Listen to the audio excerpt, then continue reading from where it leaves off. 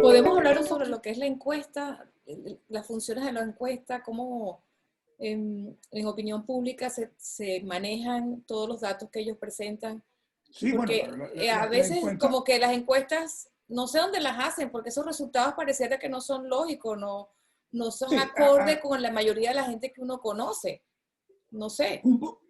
la encuesta en teoría es el instrumento de investigación de opinión pública por excelencia.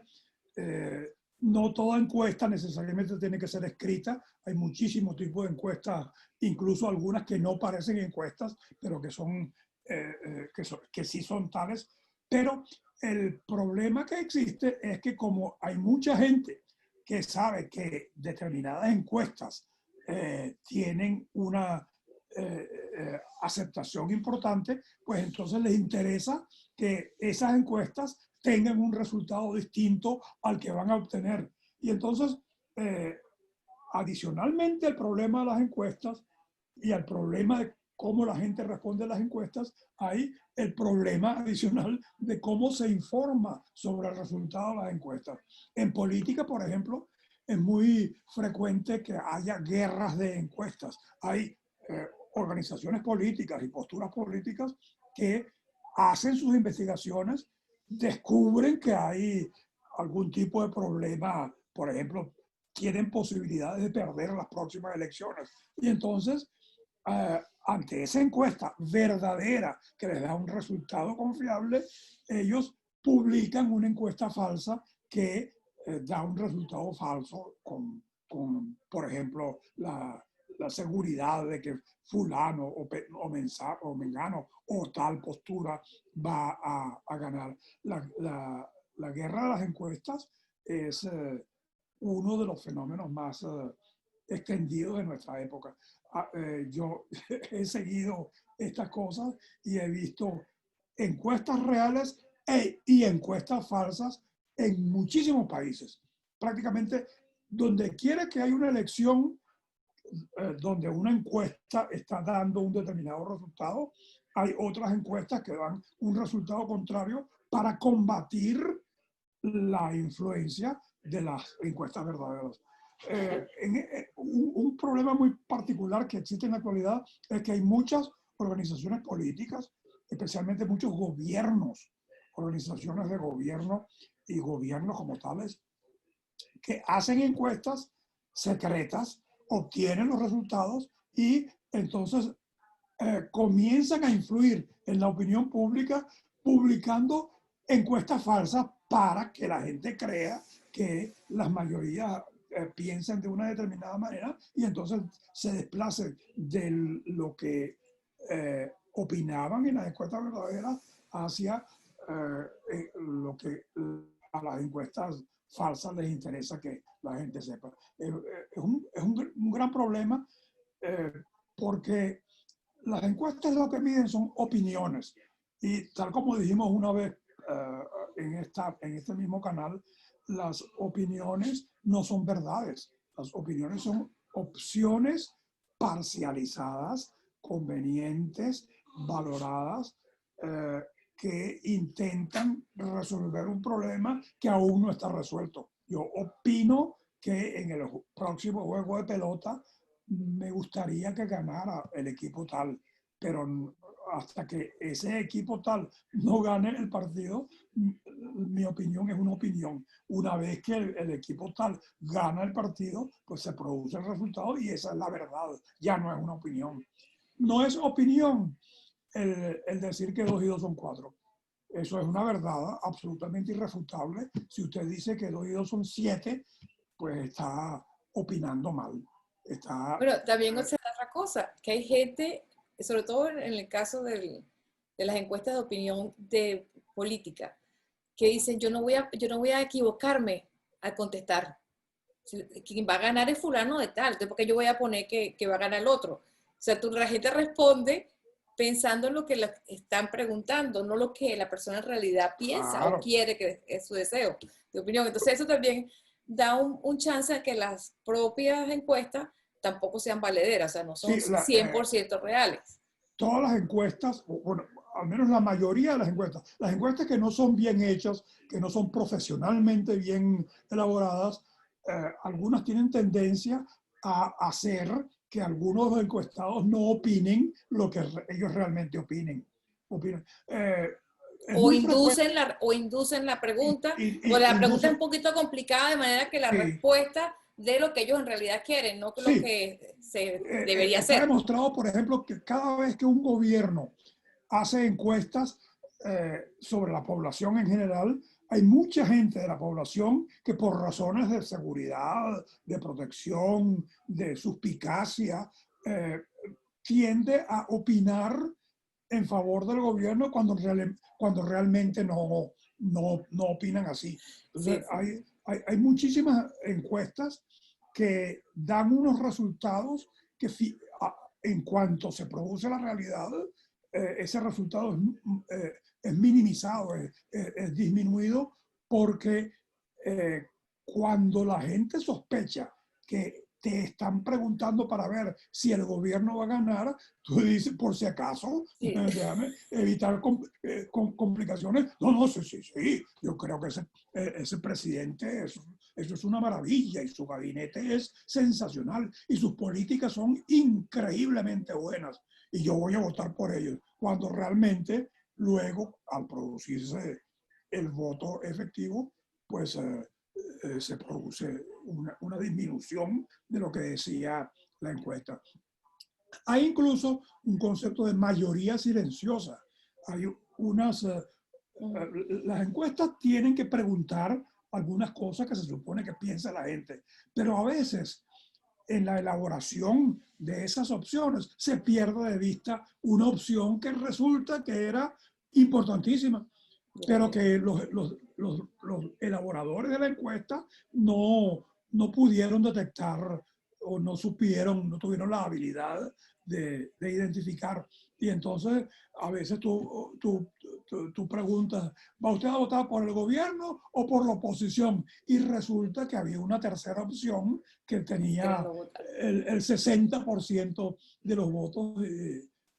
Esa, esa, esa encuesta con solo dos opciones perdió de vista a una mayoría. Ocurre con frecuencia. No es sencillo, no es fácil organizar, producir encuestas y hacer investigaciones de opinión. Hay muchas opiniones que la gente se calla.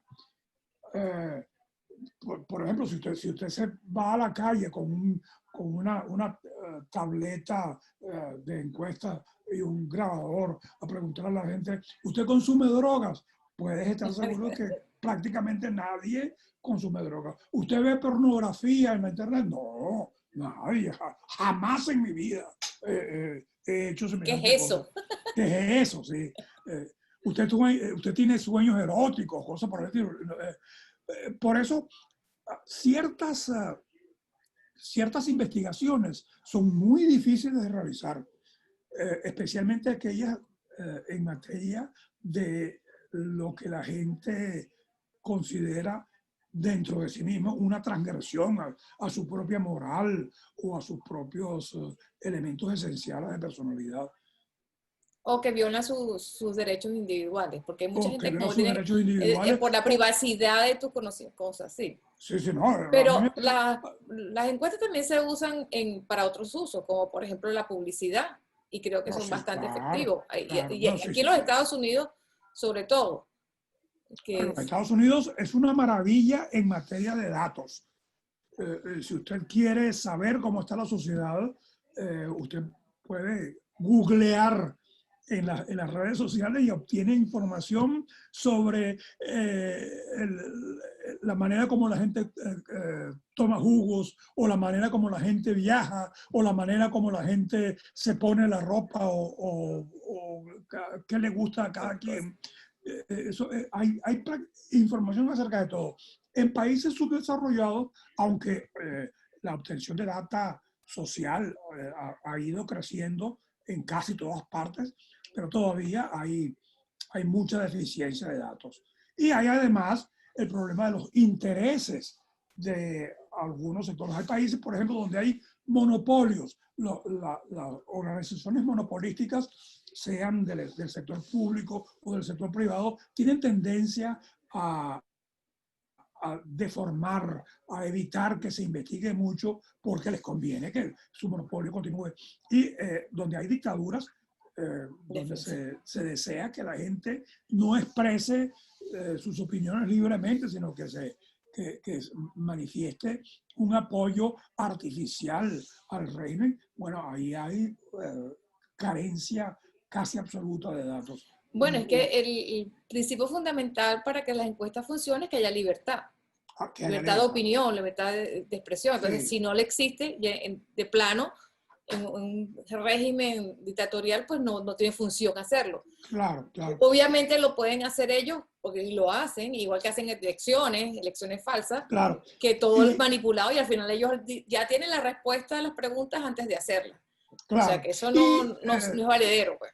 Y otra data importante que se obtiene con encuestas inteligentes. Si usted pregunta, ¿a usted le gusta el sexo? Posiblemente muchísima gente responda no por razones morales. Pero si usted pregunta indirectamente acerca de eso, puede ser que obtenga una mejor información que cuando hace las preguntas directas. Bueno, es un poco como en los tribunales, pues. Los buenos interrogadores no hacen preguntas, ¿mató usted a fulano? Sino hacen preguntas indirectas que van recopilando la data que les permite producir las evidencias de las cosas. Ahora, el mundo ha cambiado mucho en respecto a la opinión pública y medir la opinión por las redes sociales. Y sí. Ahora existen unos algoritmos y resulta que tú cuando vas a Google y buscas 2 veces una cosa, tú ya entras como que en una lista de consumidores. La próxima vez que tú entres te van a sacar cosas al respecto. Sobre todo eso se ve cuando uno va a comprar. Pero también en Facebook, en todas partes, ellos te están como chequeando. ¿Hasta qué punto esa tecnología sí nos está invadiendo la privacidad? Porque yo a veces me siento así, como que, bueno, ¿y esta gente por qué me sigue mandando cositas? O sea, sí, ha cambiado un poquito el juego de las cosas, ¿no? Es algo discutible. Por supuesto que todos los investigadores de los mercados y de la opinión pública tienen derecho a averiguar la mayor cantidad de data posible. Y yo se los doy. Yo cada vez que yo siento que me están entrevistando, yo colaboro porque creo que estoy haciendo bien a la sociedad, a algún comerciante o distribuidor que necesita saber datos acerca de cómo se consume en el mundo. Eso es importante.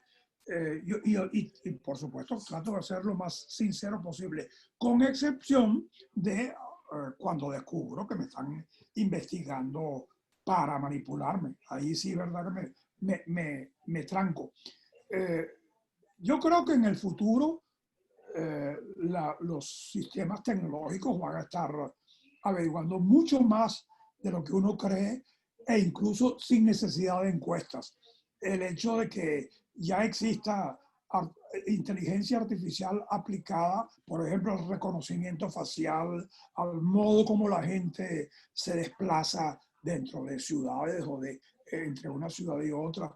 Dicen que los chinos han desarrollado unos grandes avances en este tipo de cosas. Bueno, mientras más se sepa acerca de la realidad social, como mientras más se sepa acerca de la realidad biológica, mucho más posibilidades tendremos de que se descubra el remedio contra el cáncer. Mientras más se sepa acerca de la ecología y de las plantas y de los animales, mucho más posibilidades tenemos de hacer necesarias correcciones en las políticas humanas frente a la naturaleza. Yo no le tengo miedo a eso. Yo creo que la naturaleza del ser humano es estar en medio de complejidades de conocimiento y en medio de necesidades de estar conociendo más. La ciencia necesita avanzar, la ciencia tiene un campo infinito de avance y mientras más sepamos, mucho mejor. Mientras más sepamos acerca de cualquier cosa, acerca del cosmos, del universo, de los astros, de las formas de energía y materia que pueblan el mundo que nos rodea y acerca de lo que tenemos en nuestro planeta, lo inanimado y lo animado por la vida. A mí me parece que eh, el que haya todos esos conocimientos no es malo, es algo bueno. Puede ser que una gran cantidad de conocimiento en algún momento nos produzca enredos, como ya lo está ocurriendo. Pero bueno, ese es el ser humano. El ser humano tiene que estar viviendo en su mundo. ¿Y te acuerdas de aquella expresión de Ortega y Gasset? Bueno, cada quien y sus circunstancias. Yo soy yo y mis circunstancias. Cuando yo tuve el primer trabajo formal como periodista, mi jefe de prensa me decía, tú vas a ver que yo estaba todavía en la universidad, en un mes tú vas a ser la que más sabes de las cosas que están pasando, porque la información es una herramienta, el que es un poder. Tú estás empoderada en el momento que tú sabes. No tienes que saber en profundidad, tienes que saber qué es lo que está pasando, quién está haciendo esto, qué es lo que está por aquí, por allá.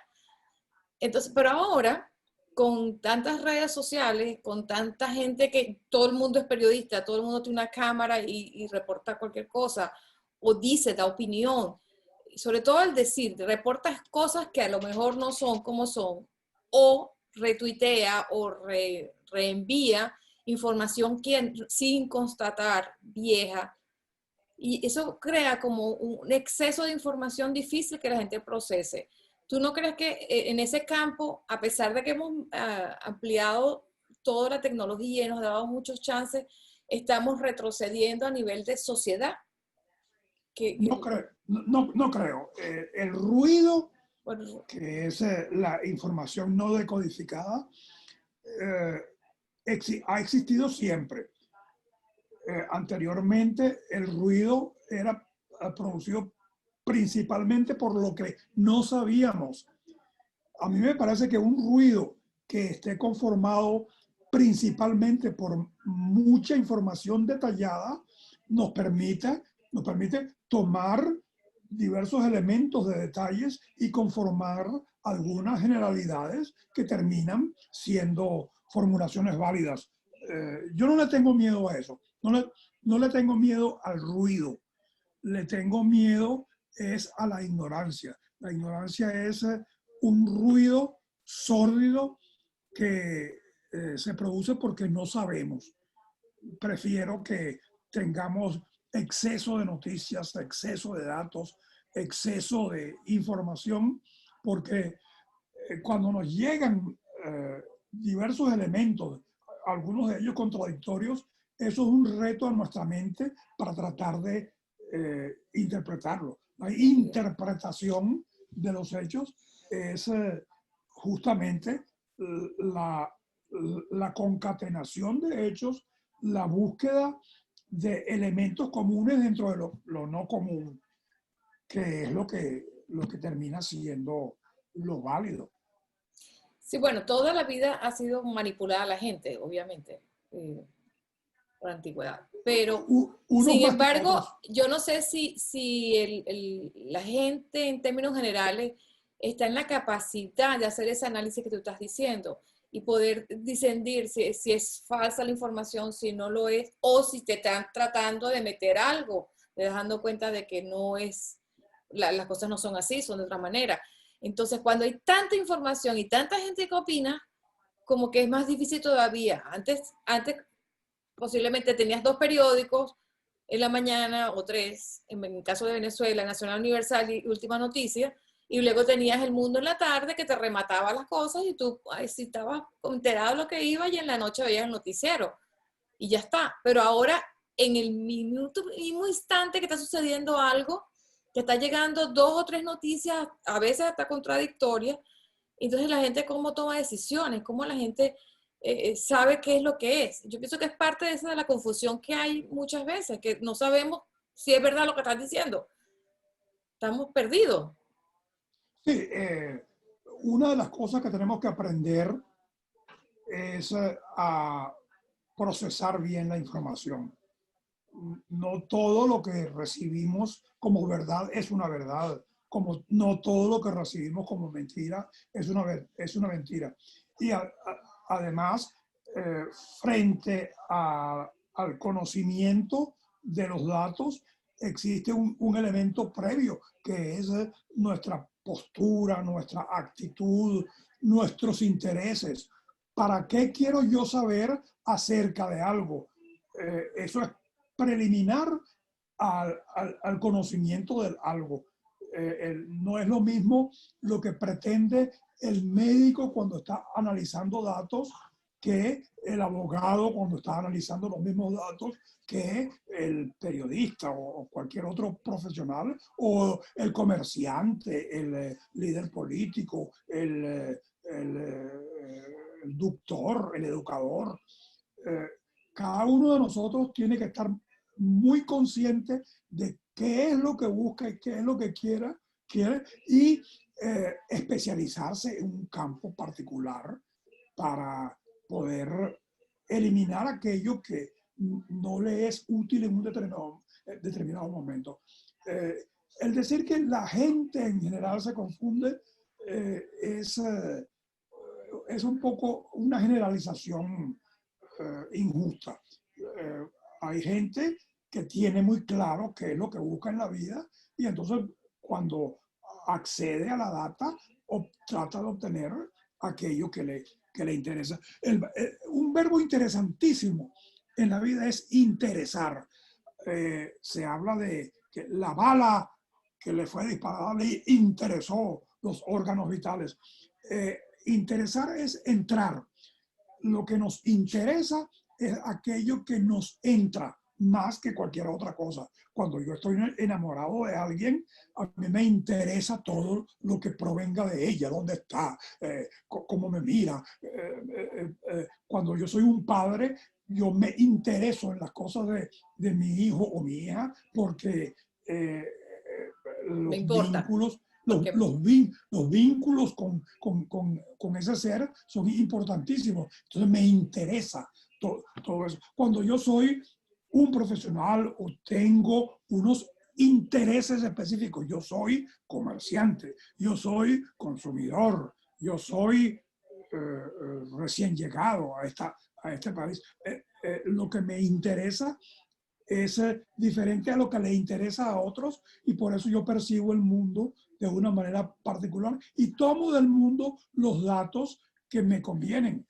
Eh, hay quien afirma que el, el, el artista de circo, cuando describe sus dolores, dice que siente como si un elefante, la pata de un elefante le oprimiera el pecho, porque es que ese es su mundo. su mundo. Mientras que el músico va a decir, yo siento unas notas agudas que me pululan en el oído, mientras que otra persona hablará de sabores de comida y otro hablará de números y otro hablará de cualquier otra cosa de acuerdo a sus intereses y a las características del mundo que él maneja. Esa es una cosa interesantísima porque nadie está solo. Todos nosotros necesitamos conectarnos con los demás. Solo cuando lo que yo siento que es mi interés se comparte con otros o se complementa con el interés de otros, el mundo comienza a socializarse como tal y el yo se transforma en nosotros. Y la maravilla de la civilización es que no solamente viven los yos individuales, sino que la vivencia del mundo es un colosal nosotros. Yo me siento identificado con toda la gente que está, incluyendo gente de otros países, de otras civilizaciones. Yo me siento identificado con toda la gente que convive conmigo en este mundo. Y aunque no los entiendo, aunque no los sigo, aunque no comparto con ellos todo, somos coetáneos y estamos en algo que es lo común, es lo nuestro, es el mundo de nuestro tiempo. Y eso es una belleza, eso es una sensación que nos hermana, que nos une a todos. Y por eso creo que esas filosofías, como por ejemplo el cristianismo, que considera que un hombre no es un ser aislado, un hombre tiene que sentir que es hermano de los demás hombres y que estamos unidos por un mismo padre. Todo eso es parte de la cultura y parte, parte además de lo que nos dinamiza. Yo no hago las cosas yo solo, yo hago las cosas porque sé que significan en mi mundo y eso es el vivir.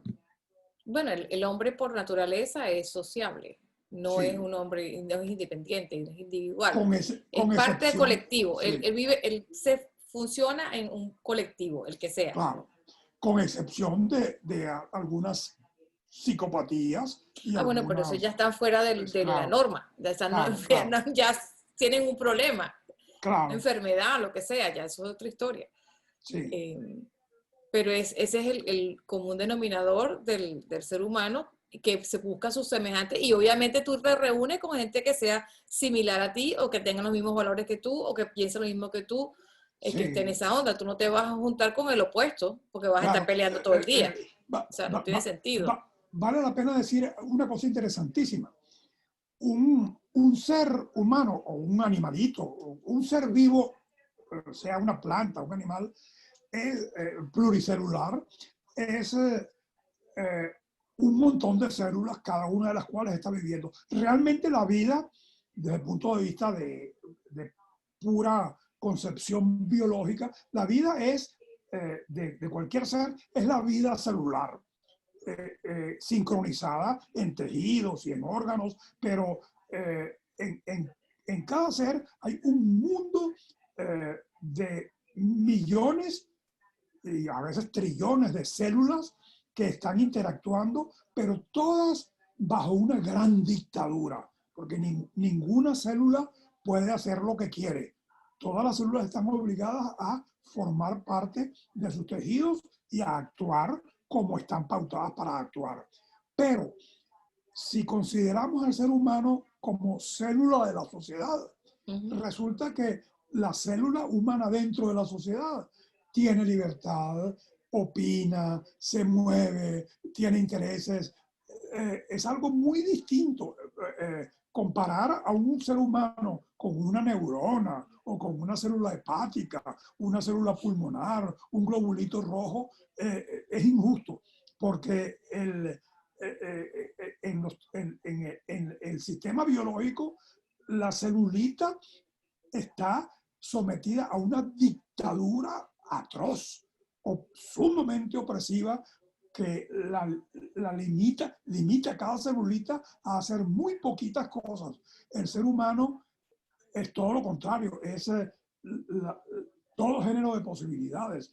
De cualquier ser humano puede salir desde un genio hasta un idiota, pasando por cualquier cosa, por un artista, un creador, un consumidor, un depredador, un parásito, cualquier cosa.